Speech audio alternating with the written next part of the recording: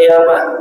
Fa innahu yati zaman, akan datang suatu zaman, akan datang satu masa yang rajulu bi sadaqatihi, orang kaya keluar dari rumahnya dengan membawa harta untuk disedekahkan. Dia datang dari satu rumah ke rumah yang lainnya, fala yajidu man yaqbaluha, tapi tidak satu pun ada orang yang mau menerima sedekahnya. Orang kaya bingung, hartanya banyak, pengen disedekahin tapi gak ada yang terima. Kemudian orang-orang berkata, "Lau jita bil amsina qabiltuha fa'an fala hajata biha." Wahai orang kaya yang mau sedekah, kalau dulu engkau ingin mengeluarkan sedekah, dulu aku terima. Tapi sekarang kita sudah tidak butuh lagi sedekah. Kenapa? Ya ta'adu kemudian di akhir zaman umat Islam pada kaya raya, rumah mereka bertingkat, tidak ada lagi fakir miskin, tidak ada lagi orang susah, tidak ada lagi santunan anak yatim, masjid-masjid mewah, pesantren-pesantren megah, luar biasa. Dan pada saat itu orang kaya yang dulunya pelit, suka menahan hartanya dari berinfak di jalan Allah, akan menyesal. Kenapa dulu saya nggak mau sedekah? Kapan itu berusaha? Zaman nanti orang Islam pada kaya. Wallahu a'lam bishawab. Makanya kita jangan mengkhawatirkan zaman, Pak. Ya, jangan ditakut-takuti. Nanti Indonesia akan bangkrut, nanti Indonesia akan chaos, nanti Indonesia itu udah dari dulu. Dulu waktu kita tahun 90 gimana isunya? Nanti tahun 2000 akan terjadi pasar bebas. Udah lewat aja tahun 2000. Ditakut-takutin lagi nanti tahun 2010 akan terjadi krisis. Udah lewat. Nanti tahun 2012 kiamat. Benar gak dulu? Tanggal 12 bulan 12 tahun 2012 kiamat. Kiamat belum datang, yang ngomong udah mati tua. Nanti tahun 2020 akan terjadi begini ketika pergantian presiden, ya lewat. Nanti tahun 2025 akan begini, nanti tahun 2030 akan begini. Gak usah takut, gak usah khawatir, benar. Rabbun nas, malikun nas, ilahun nas, yang mengatur manusia, rajanya manusia, Tuhannya manusia, Allah Subhanahu wa ta'ala. Lahu ma fis samawati wal ardh, dialah yang merajai langit dan bumi. Mudabbirus samawati wal ardh, yang mengatur isi langit dan isi bumi. Siapa? Allah Subhanahu wa ta'ala. Emang manusia yang ngatur? Tenang, gak usah takut. Urusan dunia mah gak usah terlalu khawatir. Yang kita khawatirkan adalah urusan akhirat. Karena di akhir zaman, walaupun secara materi nanti orang-orang pada kaya raya, tapi secara akidah rapuh, secara tauhid dan keimanan lemah, secara syariat bodoh, luar biasa. Sebab kata Al-Quran, fa khalafa min ba'dihim khalfun, ini kata Al-Quran nih, fa khalafa min ba'dihim khalfun adaa'us shalah wattaba'us syahawat fayalqawna ghayya. Akan datang satu golongan setelah kalian, khalfun adaa'us shalah, di mana golongan tersebut suka melalaikan ibadah sholat. Oh, siapa golongan itu? Nggak tahu. Mungkin anak kita, mungkin cucu kita, mungkin cicit kita, dan bukan hanya meninggalkan salat, wattaba'us syahawat, dan mereka mengikuti hawa nafsu. Makanya kan kalau Bapak ketik di internet, anak zaman sekarang itu luar biasa, hedonisme, glamor,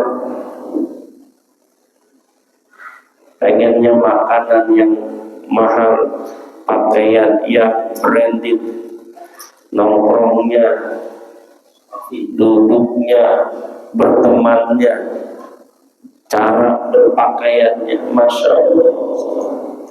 Anak kita itu nggak kenal sedekah, Pak. Coba tanya anak Bapak nih yang udah pada kerja, yang udah punya gaji, coba suruh sedekah, nggak kenal. Coba suruh santunan anak yatim, nggak peduli. Coba suruh nyumbang pesantren, nyumbang masjid, nggak paham, nggak ngerti. Kalau sudah tahu, banyak anak-anak jamaah yang minta didatangin oleh ustaz untuk menasihati anak-anaknya. Padahal kerjanya bagus, gajinya gede, beli tas mahal, beli HP mahal, HP-nya aja Pak 18 juta. iPhone, kalau iPhone 18 juta. Kira-kira kita Pak kalau punya duit 18 juta mau beli HP apa buat beli beras?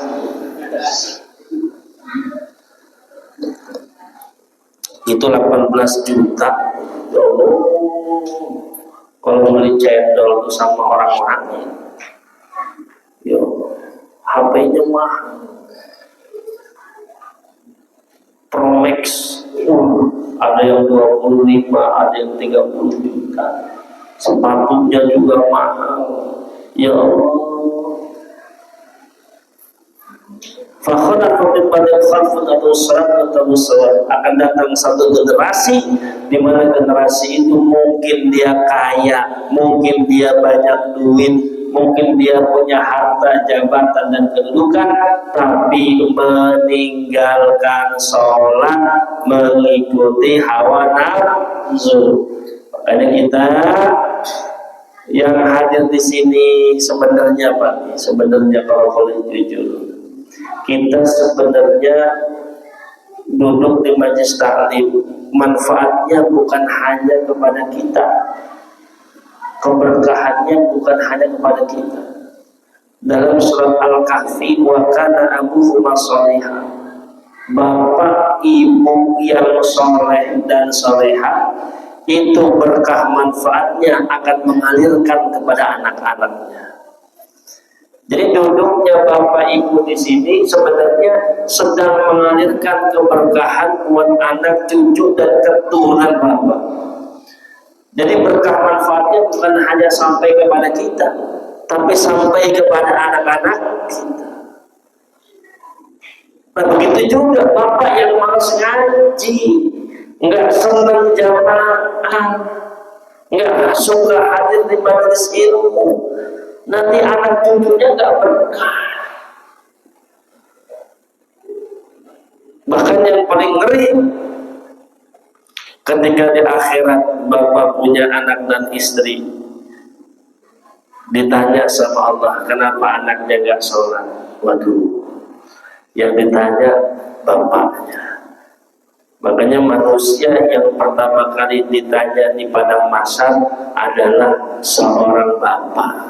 Wa yata'allaqu ala iyalihi, ditanya tentang bagaimana keluarganya, bagaimana istri dan anaknya. Man razaqahu waladan wa lam yu'allim bil Qur'an illa kullu dhanbin ya'malu walad ala abihi. Barang siapa yang dikaruniai anak oleh Allah diberikan rezeki anak oleh Allah, tapi orang tuanya tidak mau memberikan pendidikan agama, tidak mau mengajarkan Al-Quran, illa qulubin ya'maluna birabihi, maka ketika anaknya berbuat dosa di atas permukaan bumi, akan ditanggung dosa-dosanya oleh bapaknya. Sanggup bapak nanggung dosa anak, sanggup enggak? Nanggung dosa sendiri aja enggak sanggup, apalagi nanggung dosa anak. Sebaliknya, kullu waladin, setiap anak yang melakukan amal soleh, kullu ya'malu, setiap anak, kullu waladin, setiap anak yang melakukan amal kesolehan, yuhmadu thawabu li abawihi, maka pahalanya juga akan ditransfer oleh Allah kepada bapak ibunya. Masya Allah, luar biasa. Makanya kita harus peduli dengan anak cucu keturunan kita. Bapak Ibu rahimakumullah, 3 perkara ini yang menjadi indikasi ibadah kita diterima oleh Allah. Lanjut kepada kurban. Kemarin malam ada jamaah yang konsultasi mengenai masalah kurban. Pertama, ada kasus gini. Ketika dia sudah beli hewan kurban dalam keadaan tanpa cacat, berdibawa pakai losbak, pakai truk, pas diturunin ke masjid karena posisinya salah, sapinya keseleo, akhirnya jalannya pincang. Nah, panitia ikut kesalahan karena itu sapi patungan, betul. Sedangkan asumsi masyarakat bahwasanya pincang dan buta itu termasuk cacat yang tidak bisa ditoleransi oleh syariat. Ya, jadi ada 4 kan, arba'un la tajudu duhaya, ada 4 perkara yang menyebabkan tidak sahnya sembelihan, yaitu kambing, sapi, kerbau yang buta, a'raj. Ada juga yang a'raj itu pincang, a'war itu buta. Yang ketiga ajfa, terlalu kurus. Yang keempat amrod, sakit parah. 4 ini buta, pincang, terlalu kurus, sakit parah. Kalau urusan kupingnya sondek, sah, masih sah. Atau buntutnya protol, masih sah. Atau tanduknya patah, masih sah. Itu cacat-cacat yang tidak menyebabkan keabsahan berkurban. Tapi kalau ada urusan pincang, buta, terlalu kurus dan sakit parah, ini gak sah. Nah, lalu bagaimana kasus panitia tersebut? Apakah wajib mengganti hewan kurban? Padahal kan itu kesalahan teknis, betul? Bukan kesalahan di awal. Dan ini pernah terjadi di zaman Rasulullah Sallallahu Alaihi Wasallam. Dulu ada sahabat datang kepada Rasul, ya Rasulullah, istana itu kabsan, aku barusan beli kambing. Kabsan itu kambing. Kemudian Tuhan ta'adzibu al-kamakal. Lalu kambing tersebut mungkin diikat di rumahnya, dimakan oleh serigala itu kakinya, dipacok oleh binatang buas sehingga pincang. Bagaimana ya Rasul? Apa kata Rasul? Dohabihi, sembelihlah kambing itu. Rasul hanya berbicara sembelihlah kambing itu. Nah, para ulama menyimpulkan, makanya kita perlu ulama. Ulama itu yang bisa mentafsirkan apa yang dikehendaki oleh Rasulullah. Ulama mengatakan, kenapa Rasul tidak melarang bahwa kambing tersebut cacat, beli baru atau diganti dengan kambing yang lain, tapi Rasul suruh menyembelih, ulama memberikan catatan bahwa aib atau cacat itu terbagi dua. Ada aibun qadimun, ada cacat lama. Yang kedua, aibun hadithun, ada cacat baru. Nah, kejadian tadi ini disebut aibun hadithun, cacat baru. Jadi kalau kita sudah membeli dalam keadaan sehat walafiat tanpa ada cacat sedikit pun, kemudian di perjalanan dia jatuh, masuk keseleo, kemudian pincang, ini namanya cacat baru, maka sah penyembelihannya karena sudah dibeli dalam keadaan sehat. Tapi yang tidak sah adalah aibun qadimun, cacat lama. Sebelum dibeli kita tahu kambing itu cacat atau sapi itu cacat. Udah tahu cacat, kita transaksikan. Ini aibun qadimun, cacat lama. Udah tahu cacat dibeli. Jadi kesimpulannya termasuk kambing yang hilang. Ada sapi patungan misalkan atau kambing dia beli sendiri, kemudian tiba-tiba kemalingan itu sapi, kemalingan atau hilang, maka apakah perlu diganti patungan lagi? Enggak perlu. Apakah panitia harus bertanggung jawab? Enggak usah, kasihan Pak panitia juga. Betul. Terus bagaimana? Ya sudah, 7 orang yang tadi sudah niat kurban dan hilang kambingnya, maka dicatat sebagai pahala kurban. Tidak harus beli kambing baru atau panitia mengganti yang lain ditalangin, enggak harus. Paham ini? Makanya innama yataqabbalullahu minal muttaqin, sesungguhnya kurban yang diterima oleh Allah adalah kurban dari orang-orang yang bertakwa, tergantung niatnya. Paham Pak? Satu dulu pertanyaan. Ini ada 83 pertanyaannya. Ya, jadi kalau malam ini diselesaikan, ya lumayan. Ya. Barangkali ada yang ditanyakan, kami persilahkan.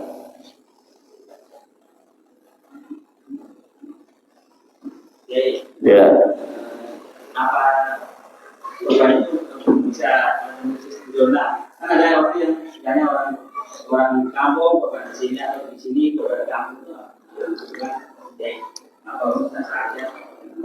Karena karena di Tegur, kalau dekat masih baik lagi ya korbannya baik rajis. Kalau dekat atau obat korbannya atau obat. Atau dekat sama kiai ya korbannya kiai. Yang Alhamdulillah. Jadi kemungkinan besar kenapa korban itu alladzi istaqarra bihi, di tempat orang itu berada. Alasannya mungkin karena ada kesunahan Rasulullah Shallallahu Alaihi Wasallam, di mana yang berkorban itu disunahkan untuk menyaksikan hewan sembelihannya yang dikorbankan. Karena fi awwali qatratin taqtur, darah pertama yang menetes sebelum sampai jatuh ke bumi itu dipersaksikan oleh orang yang berkorban, maka Allah akan ampuni dosa-dosanya. Paham? Dan menyaksikan ini perlu menjadi catatan penting, bukan suatu kewajiban, akan tetapi satu kesunahan. Lalu bagaimana kalau kita kurban di Palestina? Misalkan ada orang yang hartanya banyak, satu di sini, satu di Palestina. Kalau Palestina nggak Pak? Atau di kampung Bapak yang kurang berkecukupan. Sah apa tidak? Sah apa tidak? Sah. Dan nggak harus ada Pak. Kita nyuruh orang untuk video call di sana. Video call, di hewan kurban Bapak udah disembelih, ini darahnya lihat, ribet amat, ribet. Jadi memang sunnahnya adalah kita mempersaksikan hewan kurban kita ketika disembelih. Karena tetesan darah yang keluar sebelum sampai ke bumi, kita saksikan itu dapat mengampuni dosa-dosa kita. Nah, makanya ada di sini dulu Fatimah itu pernah diperintahkan oleh Rasul. Nah ini ada ini. Dalam kitab Al-Majmu' Imam Nawawi berkata al-afdalu, yang paling utama ayyudhiya fi darihi bimashadi ahlihi hakaza qalahu ashabuna. Yang paling utama adalah berkorban di daerahnya sendiri dengan disaksikan oleh keluarganya. Bahkan bimashadi ahlihi, Bapak berkorban nih.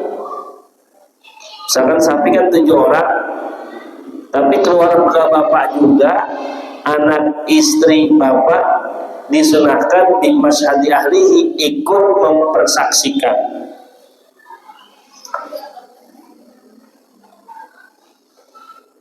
Nah, dalilnya apa? Ya Fatimah, wahai Fatimah, kumi, beranjaklah kamu ila udhiyatiki, menuju hewan kurbanmu, fashhadiha, maka persaksikanlah hewan kurbanmu yang disembelih. Fa innahu yughfaru laki inda awal qatlin taqtulu min damiha kullu dhanbin amiltihi. Karena sesungguhnya dosa-dosa yang telah kau perbuat akan diampuni pada saat tetesan darah yang pertama. Jadi pada saat di sini dalilnya nih, ini hadis Nabi Al-Mustatab nomor 754. Bahasanya inda awwali qatratin taqturu, tetesan darah yang pertama ketika disaksikan oleh kita, yughfaru, maka akan Allah ampuni dosa-dosa kita. Itu kesunahan. Bagus pertanyaannya. Ada lagi yang bertanya, kami persilahkan. Kita korban, kita atas namakan kepada orang tua yang meninggal. Nama kita sedekah berjalan, kita atas namakan orang tua yang sudah meninggal itu bagus.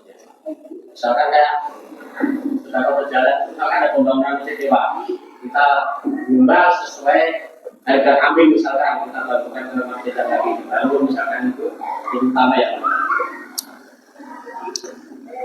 tidak sah berkorban atas nama orang yang meninggal. Kalau kita ingin menghadiahkan pahala untuk orang yang meninggal, jangan melalui kurban, tapi melalui wakaf. Seperti pembangunan masjid, pesantren. Saya nyumbang semen misalkan atas nama orang tua, nyumbang pasir atas nama orang tua, atau seharga kambing misalkan 4 juta dia sumbang pasir semen atas nama orang tua.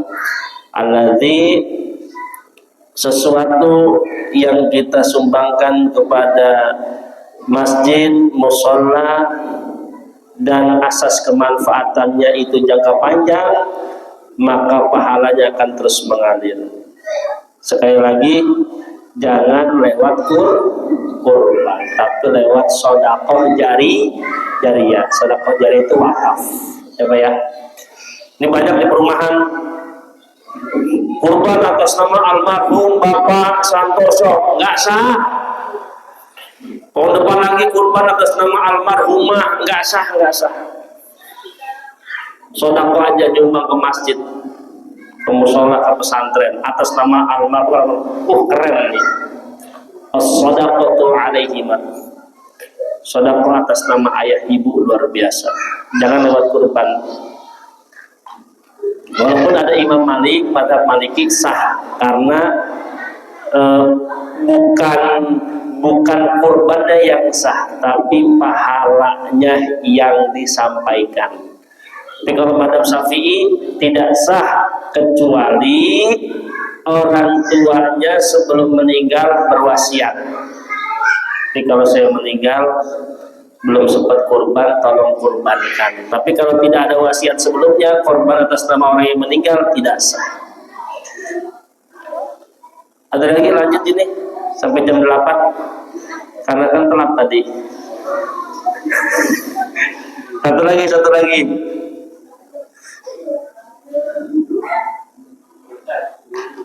Kalau orang kaya beramal sama orang sehat,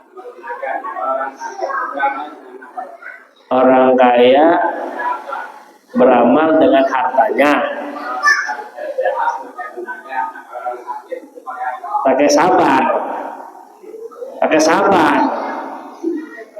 ya, karena sabar itu adalah amal ibadah. Kalau orang kaya syukur, pakai syukur ya. Kalau orang